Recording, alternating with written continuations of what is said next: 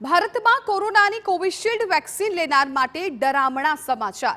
એસ્ટ્રાઝેનેકાની વેક્સિનથી અતિ ગંભીર આડઅસર થવાની પુષ્ટિ થઈ છે।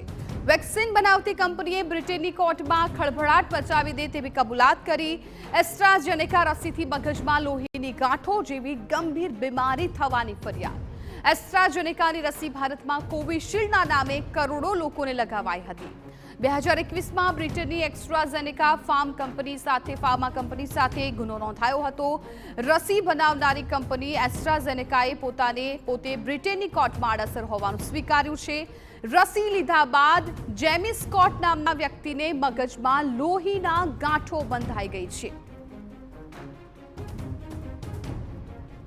તો ભારતમાં કોરોનાની કોવિશિલ્ડ વેક્સિન લેનાર માટે અત્યારે ડરામણા સમાચાર સામે આવ્યા છે। એસ્ટ્રાઝેનેકાની વેક્સિનથી અતિ ગંભીર આડઅસર થઈ હોવાની પુષ્ટિ થઈ છે અને વેક્સિન બનાવતી જે કંપની છે એને બ્રિટનની કોર્ટમાં ખળભળાટ મચાવી દે તેવી કબૂલાત કરી છે। ફેફસાના રોગના નિષ્ણાંત ડોક્ટર સમીર ગામી અમારી સાથે જોડાઈ ગયા છે। ડોક્ટર સમીર, TV9માં આપનું ખૂબ સ્વાગત છે। ડોક્ટર સમીર, પહેલા તો આજે સમાચાર સામે આવ્યા છે કે એસ્ટ્રાઝેનેકાની જે રસી છે એ કંપની છે એણે બ્રિટનમાં કોર્ટ સામે સ્વીકાર કર્યો છે કે રસી બરાબર ન હતી અને એ જ રસી આપણે અહીંયા કોવિશિલ્ડના નામે ભારતમાં આપવામાં આવી હતી। તો બેઝિક થોડીક જાણકારી પહેલા એ રસીને લઈને આપની પાસેથી જાણવી છે। નમસ્કાર સૌને। એસ્ટ્રાઝેનેકાની જે રસી હતી એમાં ઘણા બધા ફોલ્ટ જોવા મળ્યા હતા। કોઈ પણ રસીથી ઘણી વખત સાઇડ ઇફેક્ટ થતી હોય છે, જેમ કે માઇનર સાઇડ ઇફેક્ટમાં તાવ આવો ને 1-2 દિવસ સુધી, અને લોંગ ટર્મ સાઇડ ઇફેક્ટ એટલે રસીને કારણે શરીરમાં કોવિડ એન્ટીબોડી બને, સાથે સાથે અમુક અધર ઇમ્યુનોલોજીકલ ચેન્જીસ બી થતા હોય છે, જેને કારણે અમુક દર્દીઓને પેરાલિસિસનો એટેક આવવો એ કોઈ પણ રસીથી થઈ શકતું હોય છે। એવું પણ થઈ શકે છે કોઈ રસીને કારણે ઇમ્યુનિટી ડાઉન થવાની અથવા બ્લડના ક્લોટ થવાની એવી પણ સંભાવનાઓ ઘણી રસીથી જોવા મળે, જેને કારણે આપણે સચોટપણે ન કહી શકીએ કે આ બધા કોમ્પ્લિકેશન્સ વેક્સિનને કારણે કે એસ્ટ્રાઝેનેકા કે કોઈ અધર વેક્સિનને કારણે પણ થયા છે। અને અત્યારે ઘણો સમય થઈ ગયો છે ભારતના લોકોએ પણ કોવિશિલ્ડ રસી લીધી એને, તો હવે અત્યારના સમયમાં કોઈ અત્યારના સ્ટેજ પર સાવચેતીના પગલાં લઈ શકાય? હવે કોઈ જો બીમારી આનાથી થવાની હોય, કંઈ પણ આડઅસર થવાની હોય તો એને અટકાવી શકાય?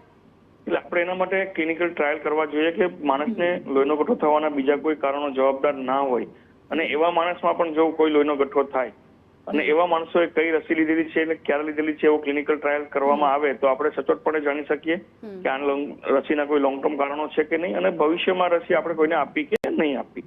બિલકુલ ડોક્ટર, તો કોઈ એવા પર્ટિક્યુલર સિમ્ટમ્સ હોય છે કે જે કોઈ પણ વ્યક્તિમાં દેખાતા હોય ને ત્યારબાદ ખ્યાલ આવી શકે કે આ રસીની આડઅસર થઈ છે?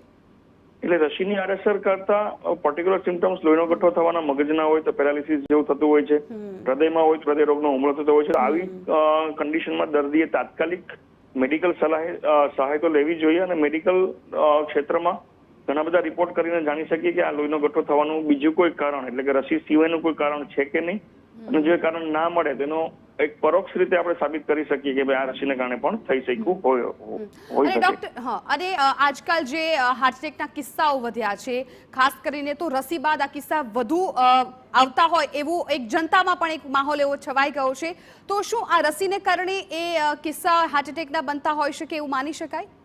એવું પરોક્ષ રીતે માની શકાય, સાપેક્ષ કહી શકીએ આપણે, કારણ કે આપણી પાસે કોઈ ક્લિનિકલ ટ્રાયલ એવો લોંગ ટર્મ નથી કે રસીને કારણે હાર્ટ એટેકના કિસ્સાઓ વધ્યા છે, જેને કારણે આ તકલીફ થઈ રહી છે। બિલકુલ ડોક્ટર, આભાર અમારી સાથે વાતચીત કરવા બદલ।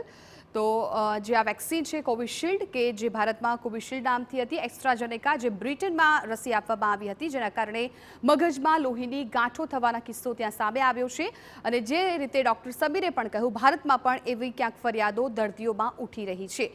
સાવચેતી રાખવી ખૂબ જરૂરી છે અને હજુ પણ જો કોઈ આડઅસર હોય તો સીધી જ ક્લિનિકલ ટ્રાયલ દ્વારા તે ઓળખી શકાય છે।